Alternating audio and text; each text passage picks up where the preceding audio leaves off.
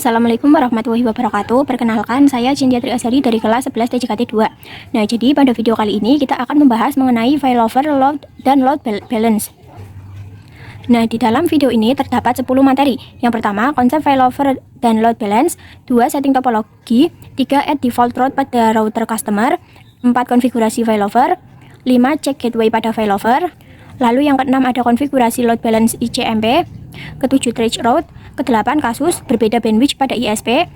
Lalu yang kesembilan, konfigurasi load balance route rules. Dan yang terakhir, konfigurasi load balance firewall mangle. Nah, kita masuk ke materi yang pertama mengenai konsep failover dan load balance. Nah, jadi untuk konsepnya itu ketika company memiliki dua arah jalur ke internet atau gampangnya memiliki jalur internet dengan menggunakan dua jalur ISP. Nah, kalau failover itu berarti satunya aktif, satunya itu mati menjadi backup. Sedangkan kalau load balance itu dua aktif secara bersamaan. Nah, misalkan di sini ada ISP1 dan juga ISP2. Kalau misalnya failover berarti nanti misalnya yang satu itu menjadi router utama, lalu yang ISP ini itu menjadi pickupnya. Kalau misalnya load balance, ISP1 dan ISP2 itu menyala semua, aktif semuanya tapi berbeda penggunaan. Misalnya kalau untuk terhubung ke YouTube dia pakai ISP1, kalau misalnya mau terhubung ke facebook.com dia pakai yang ISP2. Nah, di sini kita masuk ke materi yang ketiga, yaitu setting topologi.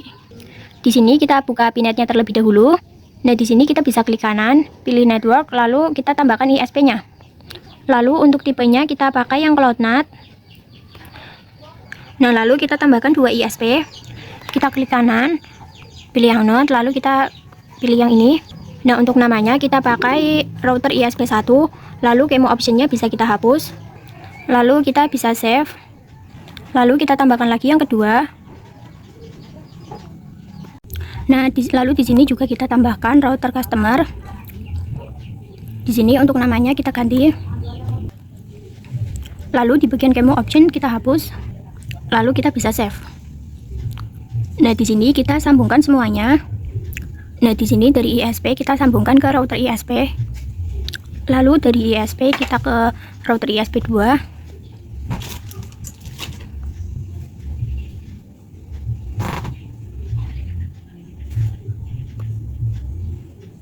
Nah, lalu yang router ini kita nyalakan. Lalu kita bisa buka command prompt. Kita pilih yang run administrator. Nah, lalu di sini kita buka dulu yang ISP1 dan ISP2-nya. Lalu kita buka command prompt. Lalu kita ketikkan seperti ini. Lalu kita enter. Nah, kalau sudah kita bisa cek IP dari ISP1 dan ISP2. Kita ke ISP dulu, lalu kita login menggunakan admin. Enter. Lalu kita ketikkan IP, address, print. Nah, di sini kita coba login di ISP2 dulu. Kita ketik admin.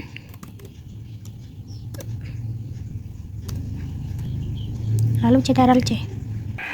Nah, di sini untuk yang router ISP1 itu IP-nya 137.45. Sedangkan untuk yang router ISP2 itu IP-nya 137.158. Nah, lalu kita bisa ping di command prompt. Kita ping router ISP1 dulu. Nah, di sini hasilnya TTL. Lalu kita juga akan ping yang satunya. Nah, di sini juga hasilnya sudah TTL. Nah, lalu sekarang kita akan masuk ke Winbox-nya. Nah, di sini kita masuk menggunakan IP dari router ISP1 terlebih dahulu. Lalu kita bisa connect. Nah, di sini kita sudah bisa masuk ke yang router ISP1. Nah, lalu kita pergi ke New Winbox, kita login menggunakan IP router ISP2. Lalu kita bisa connect. Nah, di sini kita juga sudah bisa masuk ke router ISP2. Nah, lalu di sini yang router ISP1 kita akan ganti namanya dulu. Nah, di sini kita masuk ke sistem, lalu identity. Untuk namanya kita pakai router ISP1. Nah, lalu kita bisa apply. Lalu oke. Nah, lalu kita juga ganti di router ISP2. Kita masuk ke sistem, identity. Untuk namanya kita ganti menjadi router ISP2, lalu apply, lalu oke. Nah, lalu saya akan mengubah IP-nya. IP-nya itu kan tadi didapatkan secara DHCP dari ISP yang ini. Lalu saya akan membuat router ini itu mendapatkan IP secara statik. Nah, kita akan matikan terlebih dahulu konfigurasi DHCP-nya. Kita masuk ke router ISP1, lalu kita ke IP, DHCP client. Nah, lalu yang ini kita disablekan dulu. Nah, lalu kita juga lakukan di yang ISP2. Kita masuk ke IP, DHCP client, lalu yang ini kita disablekan. Nah, lalu kita masuk ke sini lagi. Oh ya, di sini kita tambahkan teks IP-nya terlebih dahulu. Nah, untuk teksnya itu kurang lebihnya seperti ini. Jadi nanti untuk router ISP1 itu IP-nya .146, sedangkan untuk yang router ISP2 itu IP-nya 147. Lalu kita konfigurasi. Nah, di router ISP1 ini kita ketikkan seperti ini. Lalu kita tambahkan juga untuk gateway-nya. Nah, kita ketikkan seperti ini. Lalu untuk gateway-nya kita bisa masuk ke VMware. Nah, ini kan ada di tulisan IP address for PNet. Nah, IP-nya itu 10.0.137.1. Nah, ini itu merupakan IP yang akan kita gunakan pada gateway-nya. Kita bisa masuk ke terminalnya lagi. Nah, lalu kita ketikkan di sini. Setelah itu kita juga ketikkan IP DNS-nya. Nah, untuk IP DNS-nya kita ketikkan perintah seperti ini, lalu enter. Lalu kita juga akan lakukan di ISP2. Nah, kita ketikkan seperti ini, lalu enter. Setelah itu kita tambahkan IP gateway-nya. Nah, lalu kita bisa enter. Lalu kita juga tambahkan IP DNS-nya. Seperti ini, lalu enter. Nah, lalu kita bisa masuk lagi ke Winbox. Di sini kita cancel terlebih dahulu. Nah, di sini kita masuk ke yang 146 atau ke yang ISP1. Lalu di sini kita bisa connect. Nah, kita sudah bisa masuk ke router ISP1. Nah, lalu kita juga masuk di yang ISP2. Nah, ISP2 ini kita pakai IP 147. Lalu kita bisa connect. Nah, di sini kita juga sudah masuk ke yang router ISP2. Nah, lalu di sini kita ke topologi, lalu kita bisa buka router customer-nya. Lalu kita bisa buka. Nah, lalu kita bisa login dulu ke router customer-nya. Kita login menggunakan admin. Passwordnya kita skip, lalu Y, key, lalu kita CTRL-C. Nah, di sini kita cek IP address-nya. Nah, harusnya sih itu tidak ada karena kita belum mengkonfigurasinya. Nah, lalu di sini saya akan menambahkan IP. Tetapi sebelumnya kita harus menambahkan gateway-nya terlebih dahulu. Nah, jadi untuk menambahkan IP, gateway-nya itu kita pakai yang 1.1 dan juga yang 172. Nah, karena kan ini 192 itu terhubung ke ISP1. Nah, kalau yang 172 itu terhubung ke ISP2. Nah, sedangkan si router ISP1 itu belum punya IP yang ini. Begitu juga dengan router ISP2 belum punya IP yang ini. Jadi kita konfigurasikan dulu agar si ISP1 dan juga ISP2 memiliki IP yang ini. Nah, lalu kita bisa masuk ke Winbox yang di router 1 dulu. Nah, lalu kita masuk ke bagian IP addresses. Nah, di yang 192 itu kan terletak di 2, jadi kita akan tambahkan di ether 2. Kita pencet yang plus. Nah, untuk addressesnya kita pakai yang ini 192. Lalu interface-nya kita pakai yang ether 2, lalu kita oke. Nah, kita juga tambahkan di yang ISP2. Kita bisa masuk ke IP, lalu addresses, kita klik yang tanda plus. Nah, untuk IP-nya kita pakai yang 192.16.1.1/24, lalu ethernya kita pakai yang ether 2. Nah, lalu kita bisa apply, lalu oke. Nah, lalu kita bisa buka yang router customer. Nah, kita bisa ketikkan seperti ini, IP DHCP client print, lalu enter. Nah, di ether 1 ini kan masih ada sesuatu ya. Lalu kita bisa hapus dulu dengan mengetikkan, kita ketikkan seperti ini, lalu enter. Lalu kita bisa coba IP DHCP client print lagi. Nah, di sini sudah kosong. Lalu kita akan konfigurasikan IP-nya itu secara statik. Nah, berarti untuk ether 1 itu dia pakai yang IP 1.2 karena mengarah ke ISP1. Lalu untuk di ether 2 dia pakai yang 172 mengarah ke ISP2. Nah, kita ketikkan seperti ini, lalu enter. Setelah itu kita konfigurasikan juga di ether 2. Nah, lalu kita coba enter. Sekarang kita akan coba ping IP gateway-nya.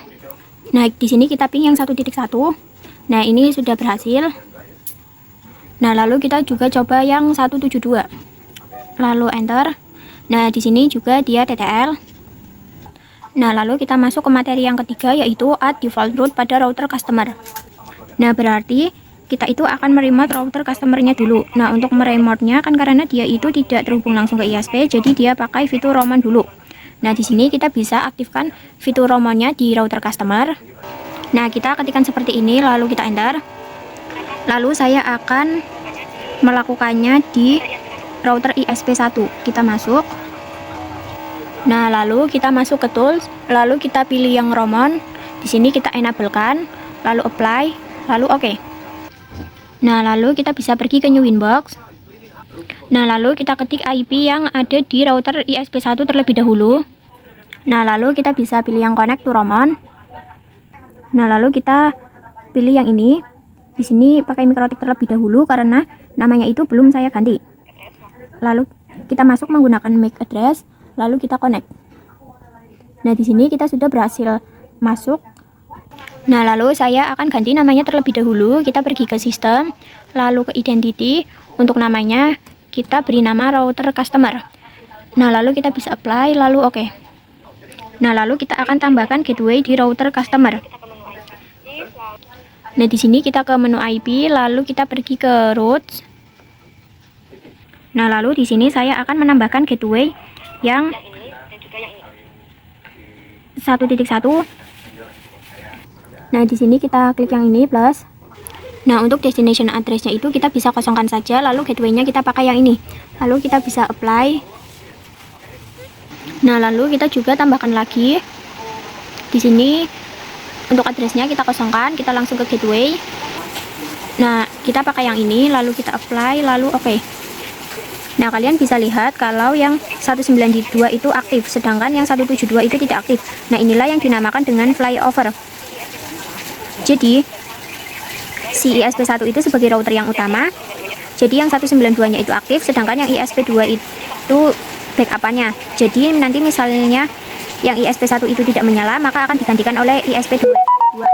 Nah, karena itu yang 172-nya itu tidak aktif karena ISP1-nya itu masih aktif. Nah, di sini kita coba untuk menonaktifkannya dulu.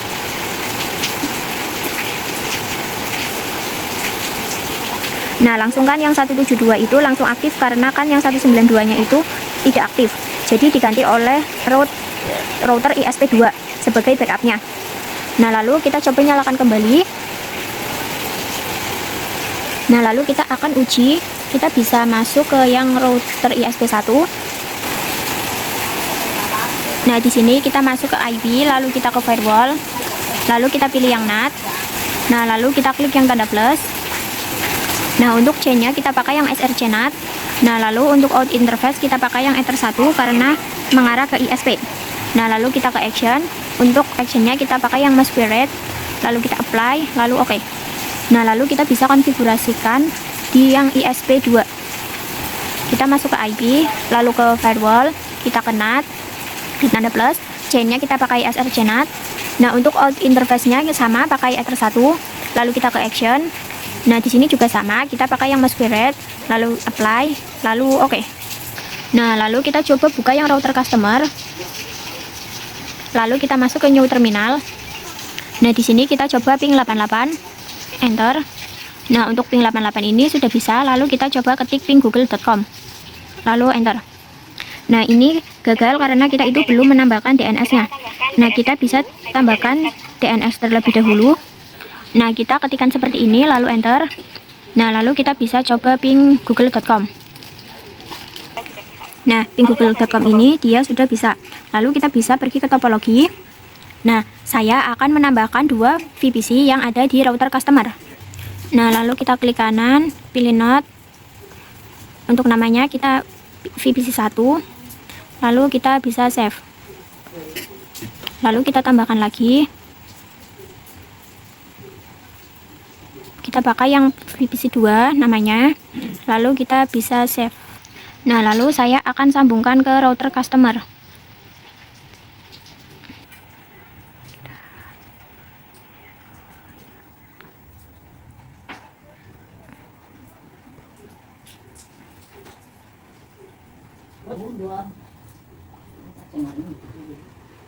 Nah, di sini saya akan tambahkan teks terlebih dahulu. Nah, kita taruh teksnya itu di sini.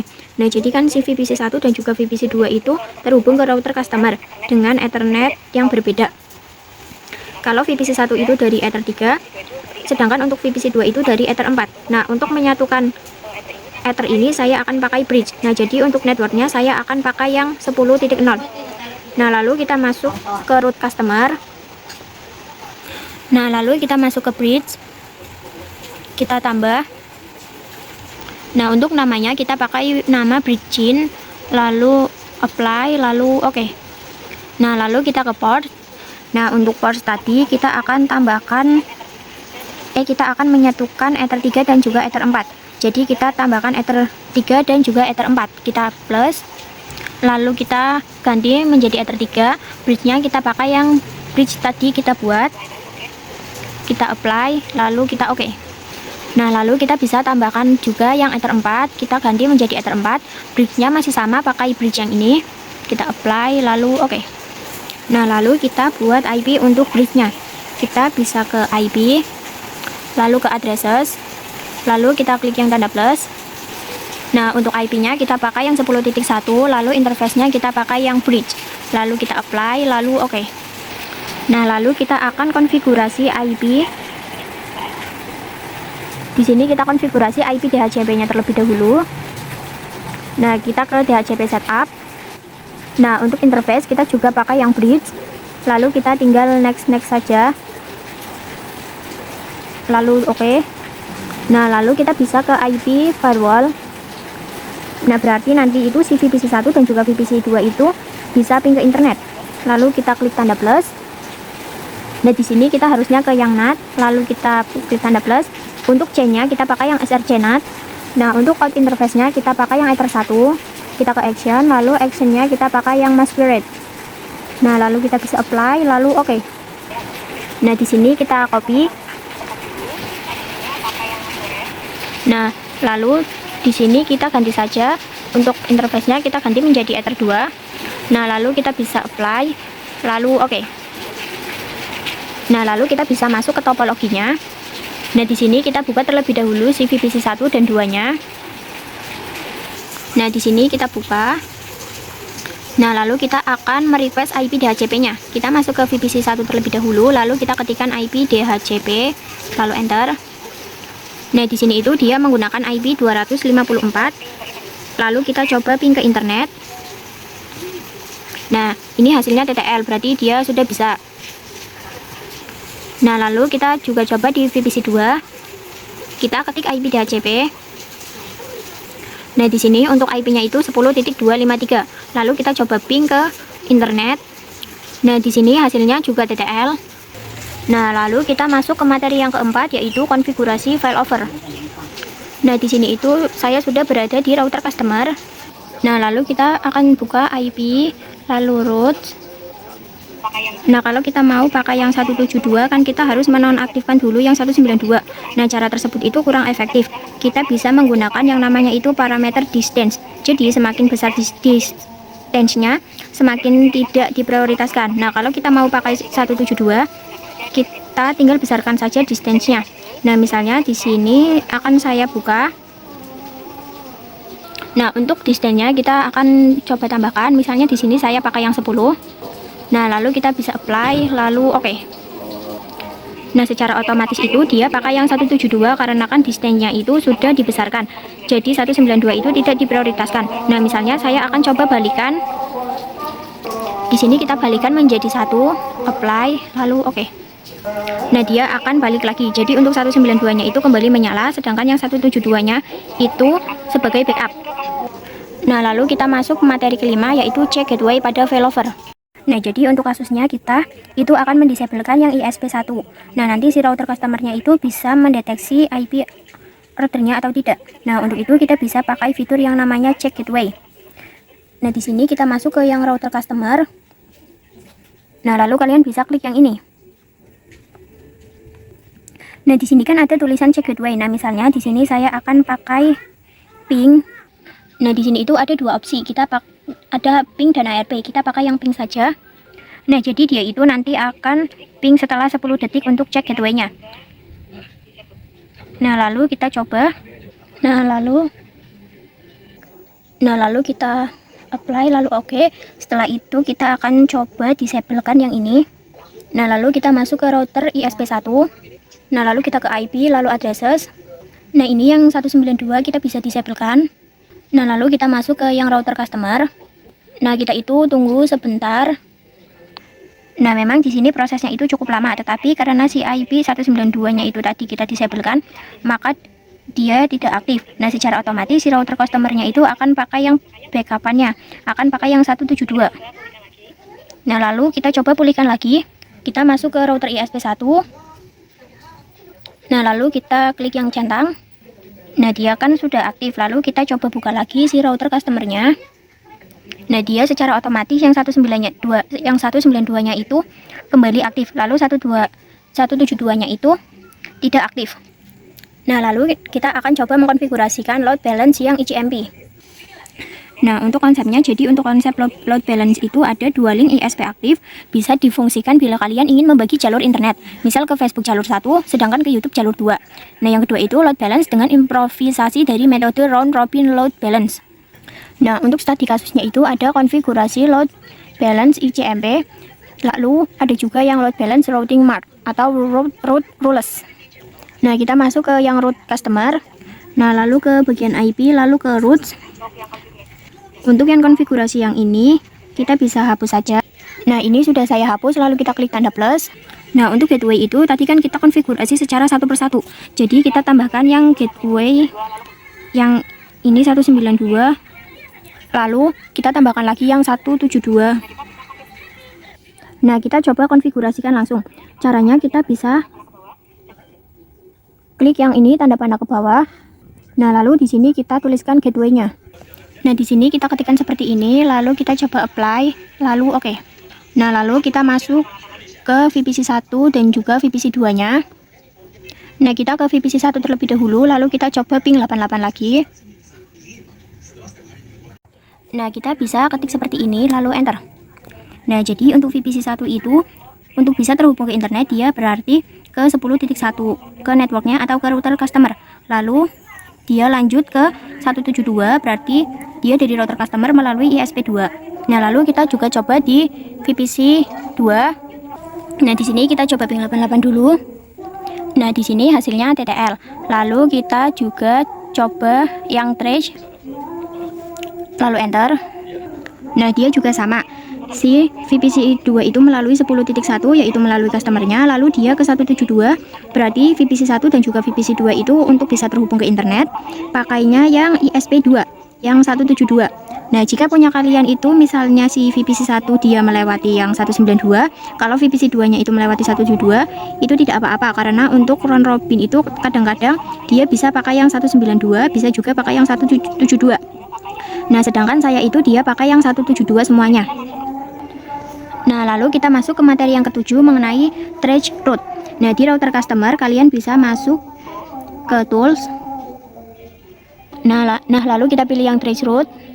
Nah, jadi ini untuk trace route itu misalnya saya akan isikan dengan DNS Google. Nah, lalu untuk protokolnya kita pakai ICMP, lalu kita coba start. Nah, jadi berarti dia itu memakai yang ISP1 karena ini itu 192. Nah, lalu kita coba stop. Nah, misalnya di sini saya mau ke tracefacebook.com. Nah, saya akan cari dulu IP dari facebook.com. Kita bisa masuk ke kontrol panel. Kita buka. Nah, di sini kita ketikkan nslookup.com, facebook.com, lalu kita bisa enter. Nah, di sini kita copy IP yang ini. Nah, lalu kita bisa tempel yang di trace route ini. Nah, kalau sudah kita coba start. Nah, dia juga sama melalui yang ISP1 karena kan ini 192. Nah, lalu kita akan coba ping IP facebook.com di VPC 1 dan juga VPC 2. Nah, kita ketikkan IP dari facebook.com. Nah, di sini hasilnya TTL. Lalu kita coba ketik yang trace seperti ini, lalu kita enter. Nah, dia itu masih sama, masih pakai yang ISP2. Nah, lalu kita coba juga di VPC 1 karena tadi saya sudah coba di VPC 2. Nah, kita ketikkan seperti ini lalu enter. Di sini hasilnya juga TTL. Lalu kita akan coba yang reach. Nah, di VPC sedangkan yang VPC 1 ini kita pakai yang 192. Berarti dari router customer ke router ISP1, sedangkan VPC 2 itu ke 172, berarti dari router customer ke ISP2. Nah, kita masuk ke materi ke-8 mengenai kasus berbeda bandwidth pada ISP.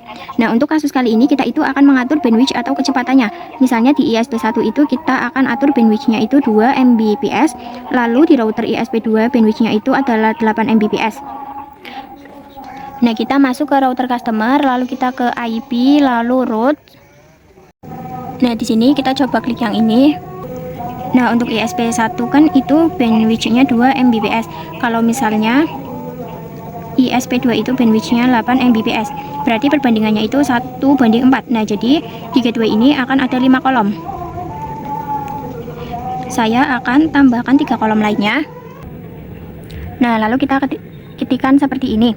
Nah, jadi kan tadi untuk perbandingannya itu 1:4. Nah, tadi yang 2 Mbps itu kan yang ISP1. Lalu yang 8 Mbps itu yang IPS2. Jadi untuk perbandingannya yang satu itu untuk 192 dan yang 4 itu untuk 172. Lalu kita bisa apply. Nah, lalu di sini kita masuk ke new terminal. Nah, di sini kita ketikkan IP route print. Nah, kalian bisa lihat di sini kalau misalnya yang 192 kan hanya ada 1. Nah, sedangkan 172 itu ada 4, lebih banyak dari yang 192. Jadi untuk kecepatan bandwidth-nya itu lebih cepat yang 172. Nah, lalu kita akan coba ke VPC. Nah, di sini kita pakai yang VPC 1, kita coba ping yang facebook.com. Kita enter. Lalu kita klik trace. Nah, dia itu tetap pakai yang 172 karena kan yang 172 yang paling banyak. Lalu kita coba yang VPC 2. Nah, kita coba ping. Lalu kita juga coba yang trace.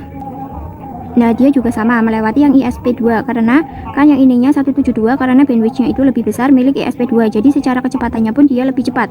Jadi si router customer lebih memilih yang ISP2.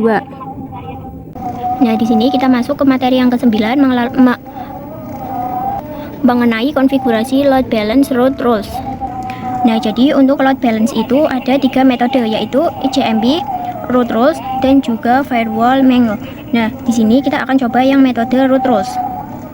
Nah, untuk start di kasusnya berarti dia itu load balance routing mark yang route rules. Nah, untuk route rules itu bekerja secara source address. Jadi dia bisa mendefinisikan kalau ada yang internetan pakai ISP1 atau ISP2. Nah, misalnya VPC 1 kalau mau internetan itu pakai yang ISP1. Nah, VPC 2 kalau mau internetan itu pakai yang ISP2. Nah, karena si route rules itu pakainya source address, jadi dia itu mendefinisikan IP. Sedangkan VPC 1 dan juga VPC 2 nya itu pakai IP secara DHCP yang kalau kita matikan lalu dinyalakan kembali IP-nya itu berbeda. Nah, di sini saya akan konfigurasikan VPC 1 dan juga VPC 2 itu memiliki IP yang statik. Nah, di VPC 1 itu misalnya kita pakai IP 10.6 dan untuk gateway-nya kita pakai yang 10.1. Nah, lalu kita juga definisikan di VPC 2 nya. Nah, di yang VPC 2 ini kita pakai 10.7. Nah, lalu gateway-nya 10.1. Lalu kita enter. Nah, lalu kita bisa masuk ke yang router customer. Kita masuk ke bagian IP, lalu kita ke routes. Lalu untuk konfigurasi yang ini kita bisa hapus saja. Nah, lalu kita ke menu rules, kita klik yang plus. Nah, untuk IP address-nya itu kita isikan IP yang ada di VPC 1, lalu untuk tabelnya kita tuliskan VPC 1. Setelah itu kita bisa apply, lalu oke. Nah, lalu kita bisa tambahkan lagi. Nah, di sini kita isikan IP dari VPC 2, lalu untuk tabelnya kita beri nama VPC 2. Lalu kita apply, lalu oke. Nah, lalu kita masuk lagi ke yang menu routes. Nah, lalu kita klik plus. Nah, tadi kan VPC 1 kalau mau internetan pakai yang ISP1. Nah, jadi di sini gateway ISP1-nya untuk routing mark-nya berarti pakai yang nah seperti ini, lalu apply, lalu oke. Nah, lalu kita tambahkan juga yang 172. Nah, kalau dia itu berarti yang VPC 2, lalu apply, lalu oke. Nah, di sini kita masuk ke topologinya. Nah, kita coba ping 88.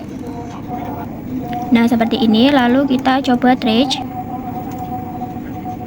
Nah, lalu kita juga coba ping 88 di VPC 1.